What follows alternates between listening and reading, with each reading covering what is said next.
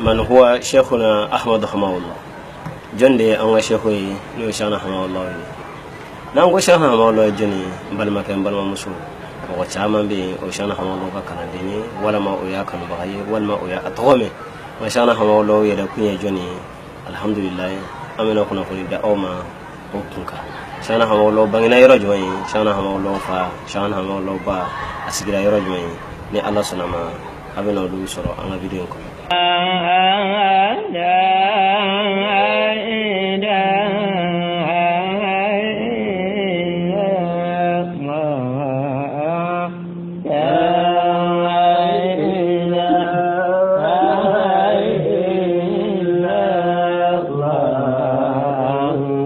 Assalamu alaikum wa rahmatullahi ta'ala wa barakatuh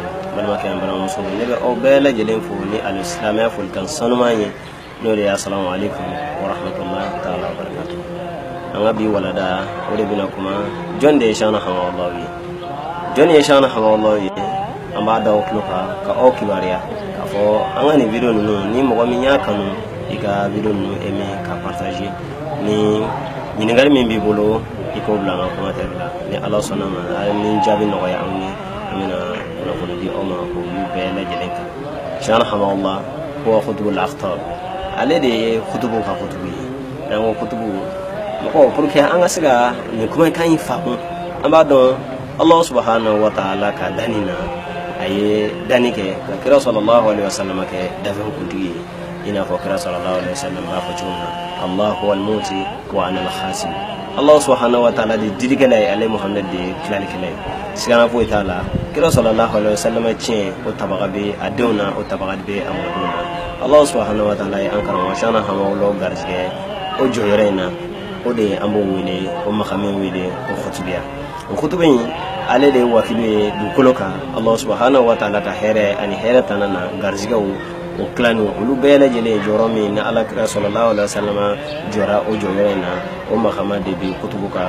ودي كتبوكا مخامين ni makama bele bani Allah subhanahu wa ta'ala de nin kalfa an karamo shana ko wala odela arifuno ni donba olu kama ko khutbul akhtabi ko kutubuka kutubudo otamenen ko fe wa imamul awasu ko olu ka nyemo ko do awasu de mahamati wi alaka jonymo na jonymo meno ni an daga nanen do alaka fo olu be mo ko kloma de no ko yako ani gele akola tumadola ko meno ni ugelera olu de ala ni aka jon ni nyokonche Allah subhanahu wa ta'ala ka sika heredi aka joma wala ma toroba aka jonka Allah subhanahu wa ta'ala ka toro yigabo aka jonka Allah subhanahu wa ta'ala be hine davona jomenu koson nu ka duwo nu ka pluma gelu ye olu biolo awasu shana hawa Allah de nu ka nyama koy woto menen ko fe wa subhanallahi awliya waliyu ko olu ka masaga de shana hawa Allah ye kasawo ke ka waliyu ke waliyu abole ndo khutbiya la ala kira ka soni dori do abadi o soni ni temesara min bala o kutubu de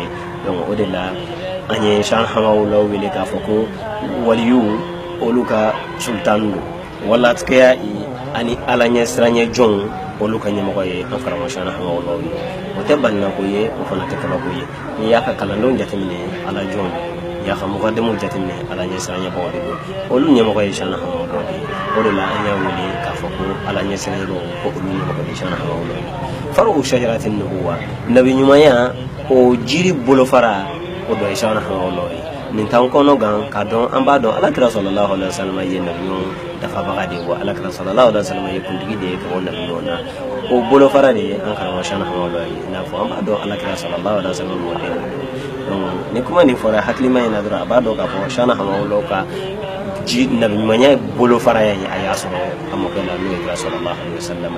o bolo fara min be wori sabbi ma irisala ni asoro aturula ni cibaya ere jide ala kira sallallahu alaihi wasallam nabi mando cibado o cibaya ni ala kira sallallahu alaihi wasallam yo o chendi amodengema no yankara ma shana hama lo ye asinzirani o sinsina ne wala wasukiyat bima ilwahi ilahi shana hawa Allah aka ni kaba koyi ane aka ni soni amona ni Allah subhanahu wa ta'ala ka ala ya wahyu de no ye Allah subhanahu wa ta'ala ka ciga mimbe alquran kono Allah subhanahu wa ta'ala jon ya maria uka bara minge ay jon fatani uka bara minge Allah monani ka ay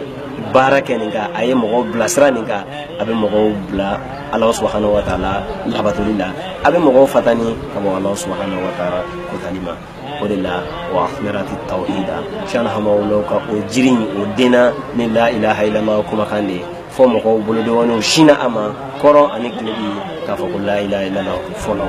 الله صلى الله عليه وسلم أي أجياني أديسون شامانا أكو أي ني كما كان فو لا إله إلا الله كابي كيسي كما دولا أبا أينا كو أيا فو أبي كيسي ayafo fumo ka fo ayira ira loy wala ma ayafo fumo ka fo aye fatoyi shana ka mo ka kala ndonga la ila la do fo o gara tamajon ni bulu do ni tamajon ni dugu sen fe je fata anani bela je fe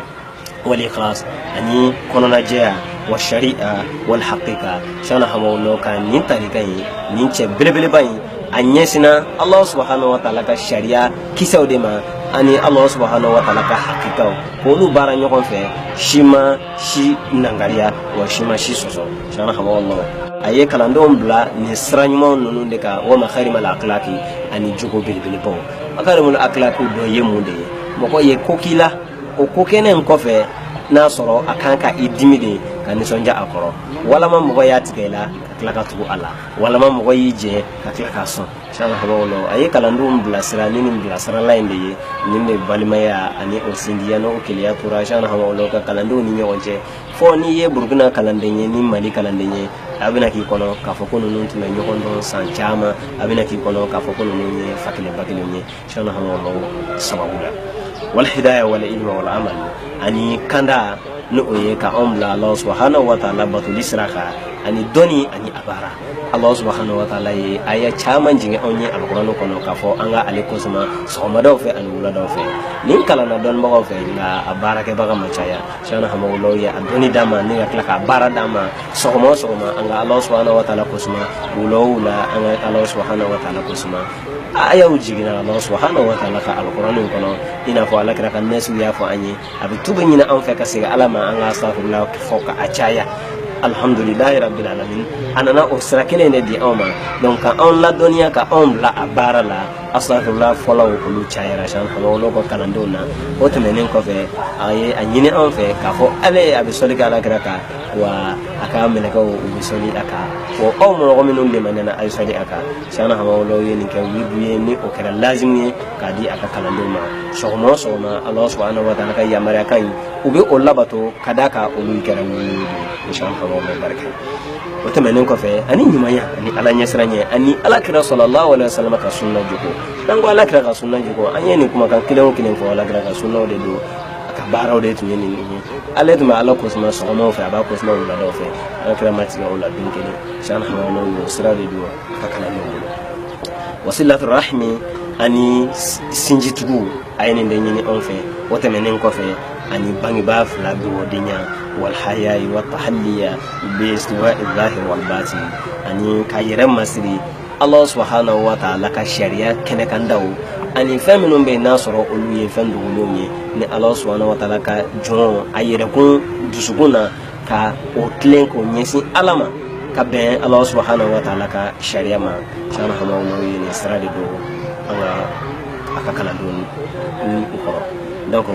amba famu ka fo ninche belebele bayi dine kono amana ni dowere ye fo alakira sallallahu alaihi wasallam yaratu me faminka ayni ledi amba wala ankara mo do aba fo anyana ni mo mi ni koron yala ka klebi yala kibi fega arabuka kira sallallahu alaihi wasallam ni aka sahaba ka kewalin nyuma oluga kewalin nyokona nyini kitina shana hawalla kanna aka kalando nyokona soro ola koron fe aniti lebi fe alhamdulillahi rabbil alamin ninam yokono dante femin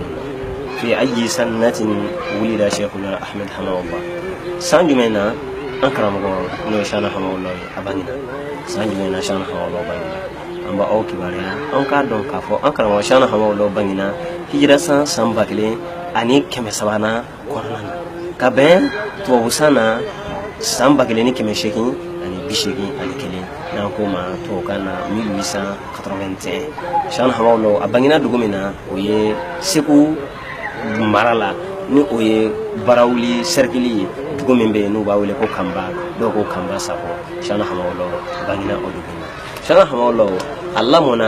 allamona ababolo nyoron dugu kono aka kabako la belebeleba kɛra mun de ye an k'a dɔn nin cɛ belebeleba in tuma min na ni a bangena a fa o fatura k'a si to san 5 la a lamɔna a yatimɛnama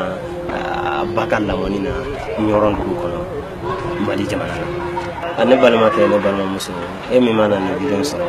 k'a lamɛn an b'a ɲini aw fɛ aw ka aimer a ka partager n'a sɔrɔ ɲininkali min bɛ anw bolo aw ka o bila commentaire la ni Ala ye jaabi min nɔgɔya anw ye aw la an bɛna o jaabi la o tɛmɛnen kɔfɛ an b'a fɔ aw k'an bɛɛ tɛnɛ minɛ wassalamu alaikum wa rahmatullahi ta'ala wa barakatuh inshallah ni Ala ye tɛnɛ nata yira an na an bɛna kuma Cheikhna Hamawolo nasabu kan ni o ye a bɔra mɔgɔ min na a bɔra min na fo ka taa se Alakira sallallahu alaihi wasallam ma balimakɛ n balimamuso an b'a ɲini fɛ a ka abonné an ka page kan a ka aimer a ka partager walasa video minnu mina aw ka se ka niyɔrɔ sɔrɔ o la a ka partager walasa mɔgɔ wɛrɛw ka se ka niyɔrɔ fana sɔrɔ a la aw ka bɛn